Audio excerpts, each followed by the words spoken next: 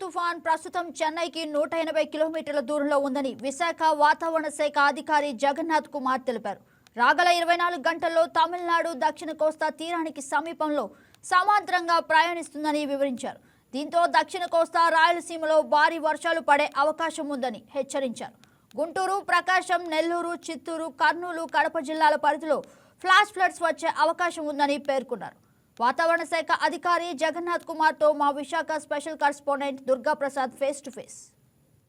చెన్నైకి సమీపాన 180 కిలోమీటర్ల దూరంలో దూసుకొస్తుంది. దీని ప్రభావం ఏపీ రాష్ట్రం కూడా పలు జిల్లాలు ఉండబోతుంది. ప్రధానంగా ఏపీకి సంబంధించి దిత్వా తుఫాన్ ప్రభావం ఏ విధంగా ఉండబోతుంది, ఏ జిల్లాలో దీని ప్రభావం ఎక్కువగా ఉండబోతుంది, మరిన్ని వివరాలు అది తెలుసుకుని చేద్దాం. మనతో పాటు విశాఖ వాతావరణ శాఖ అధికారి జగన్నాథ్ కుమార్ గారు ఉన్నారు. సరే, ఎలా ఉండబోతుంది? దిత్వా తుఫాన్ శ్రీలంకను అతలకుతలం చేసింది. ఇప్పుడు చెన్నైలో కూడా నిన్న రాత్రి నుంచి పూర్తిగా వాతావరణ మార్పు, వర్షాలు కురుస్తున్నాయి. ఏపీలో పలు జిల్లాలో వర్షాలు కురుస్తున్నాయి. ఏపీలో ప్రధానంగా ఏ జిల్లాలకి దీని ప్రభావం ఉండబోతుంది?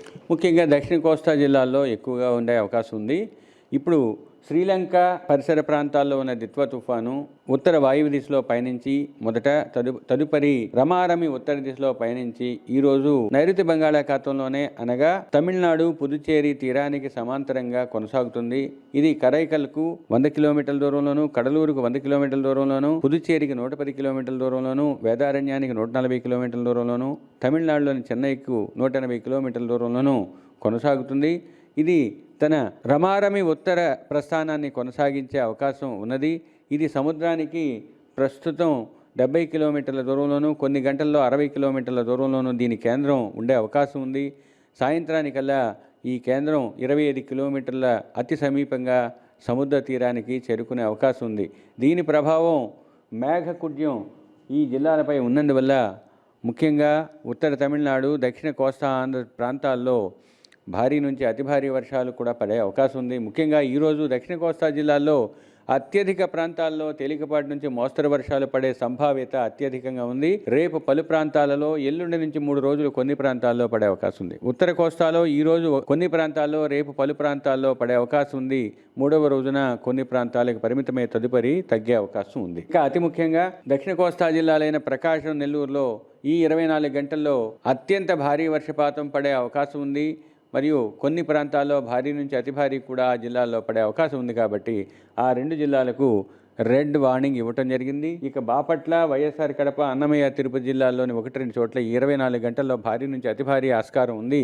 ఇక కోనసీమ, పశ్చిమ గోదావరి, కృష్ణా, గుంటూరు, పల్నాడు, నంద్యాల, అనంతపురము, సత్యసాయి మరియు చిత్తూరు జిల్లాల్లోని 1-2 చోట్ల భారీ వర్షానికి అవకాశం ఉంది. కాబట్టి ఆ జిల్లాలకు ఎల్లో అలర్ట్ ఇచ్చాము.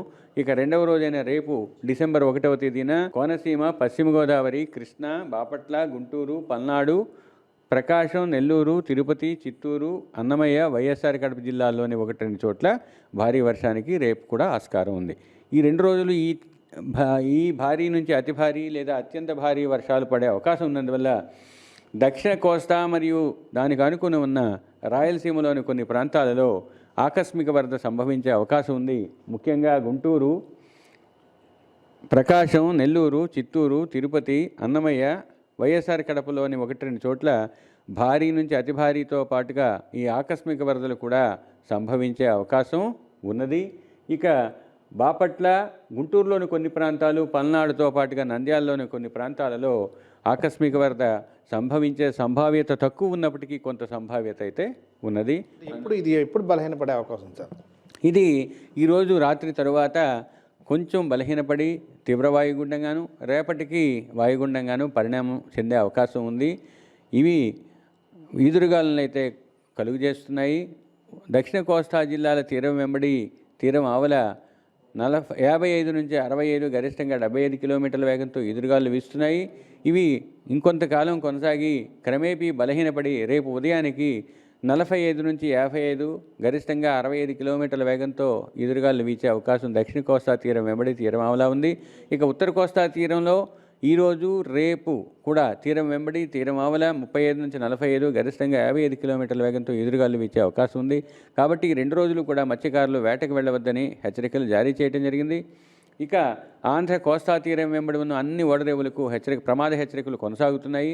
ముఖ్యంగా దక్షిణ కోస్తా తీరం వెంబడి ఉన్న ఓడరేవులైన మచిలీపట్నం, నిజాంపట్నం ఓడరేవు మరియు కృష్ణపట్నంలో 3వ నంబర్ ప్రమాద హెచ్చరిక, కాకినాడ, గంగవరము, విశాఖపట్నం మరియు కళింగపట్నం, భీమునిపట్నంలో 2వ నంబర్ ప్రమాద హెచ్చరిక కొనసాగుతుంది. ప్రాంతంలోనే మెల్లమెల్లగా బలహీనపడి కానీ తీరానికి సమాంతరంగానే ప్రయాణిస్తుంది. తుఫాను బలహీనపడినప్పటికీ దాని యొక్క ప్రభావం ఇంకా కోస్తా జిల్లాలపై వర్షం రూపంలోనూ గాలుల రూపంలోనూ ఉండే అవకాశం ఉంది. ఈరోజు రాత్రి నుంచి కొంచెం బలహీనపడి రేపు ఉదయానికి వాయుగుండంగా కేంద్రీకృతమయ్యే అవకాశం. ఇది మొత్తానికి ఏదైతే దిత్వా తుఫాను ఈరోజు రాత్రికి బలహీనపడి బంగాళాఖాతంలో బలహీనపడిన తర్వాత తీవ్ర వాయుగుండంగా మారి తర్వాత వాయుగుండంగా మారే వరకు కూడా దీని ప్రభావం ఉండబోతుంది. ప్రధానంగా రేపు అటు కోస్తాంధ్ర, రాయలసీమలో చిత్తూరు, కర్నూలుతో పాటు కడప జిల్లాలో ఆకస్మిక వరదలు వచ్చే అవకాశం ఉంది. ఈ నేపథ్యంలో రేపటి వరకు కూడా మత్స్యకారులకు వేటకు వెళ్ళదని తాజాగా ఆదేశాలు జారీ చేశారు. ఈ నేపథ్యంలో రానున్న 2 రోజులు పలు జిల్లాల్లో భారీ నుంచి అతి భారీ వర్షాలు పడే అవకాశం ఉన్న నేపథ్యంలో ప్రజలు కూడా అప్రమత్తంగా ఉన్నారు. మత్స్యకారులు కూడా అప్రమత్తంగా ఉండాల్సిన అవసరం ఎంత ఉందని చెప్పి విశాఖ వాతావరణ శాఖ అధికారి జగన్నాథ్ కుమార్ తెలియజేయడం జరిగింది. వీడియో జర్నలిస్ట్ కిషోర్తో దుర్గాప్రసాద్, వైకే న్యూస్, విశాఖ నుండి.